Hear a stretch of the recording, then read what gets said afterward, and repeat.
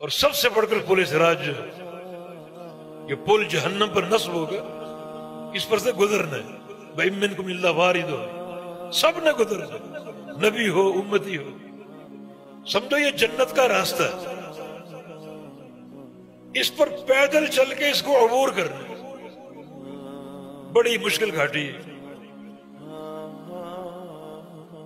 ایک تو یہ پل بڑا تیز ہے، اندھیرا ہوگا، ایک اشکال اور بھی ہے اس میں، ایک مشکل مرحلہ اور بھی ہے کہ جہنم نیچے ہے اسفل سافلین اور جنت اعلیٰ علیین، مانا یہ پل سیدھا نہیں ہوگا کیونکہ جنت کا راستہ ہے، تو اس پل کو اوپر چڑھنا ہے، جنت اوپر ہے، چڑھائی پر ہے، سیدھا راستہ ہو تو چلنا آسان ہوتا ہے، اب اتنا تیز پل، ادق من الشعر واحد من السیف، تلوار سے زیادہ کاٹنے والا، بال سے بڑھ کر باریک، اندھیرے ہی اندھیرے، اور پھر چڑھائی ہے، جہنم نیچے جنت اوپر ہے، اوپر آپ نے جانا، چڑھائی کتنی مشکل ہوتی ہے، بڑا مشکل راستہ، مشکل مرحلہ ہے۔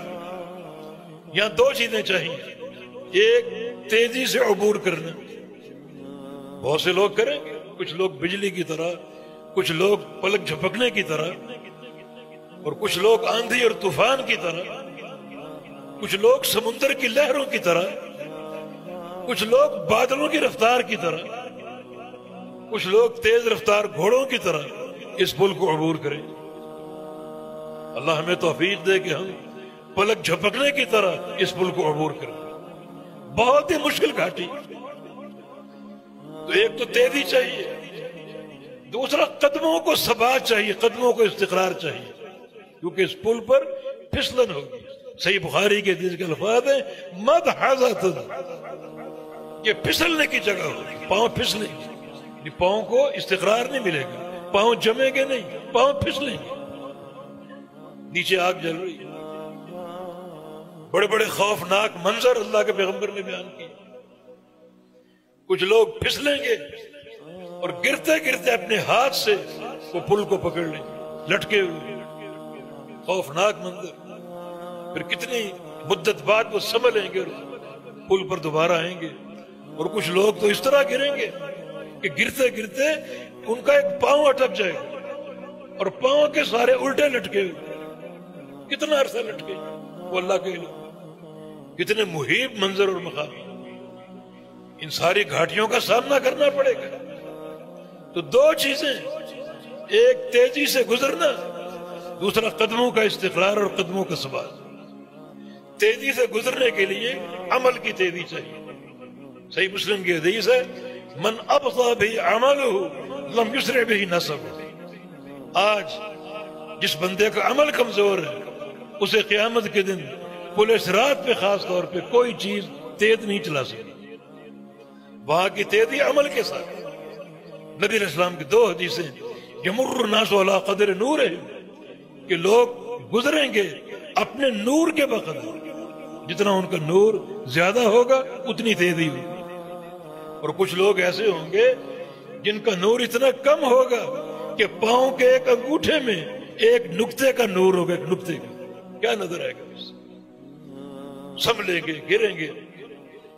اور یہ نور کیسے ملے گا؟ دوسری حدیث، یمر الناس علی قدر اعمالہم، اپنے اعمال کے بقدر، مانا وہ نور عمل کا نور ہے۔ تو تیزی کے لیے عمل چاہیے، اور قدموں کے ثبات کے لیے اللہ کا یہ فرمان، یثبت اللہ الذین آمنوا بالقول الثابت، اللہ اہل ایمان کو قدموں کا ثبات دے گا، قدم جما دے گا، قدموں کو استقرار دے گا اس قول ثابت کی برکت سے، کہ دنیا میں ان کے پاس یہ قول ثابت۔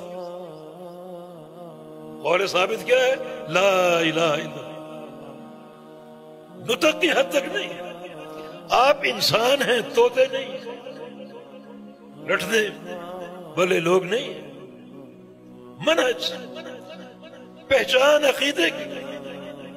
اللہ کے بندو، لا الہ الا اللہ جو ہے کائنات کی سب سے بڑی شہادت ہے، اور اس کا علم نہ ہو کیسے کامیاب؟ اس کا علم حاصل کرو. یہ 2-4 دن کی بات بھی نہیں، وقت چاہیے اس کے لیے. دیکھیں کتنا اہم مرحلہ ہے.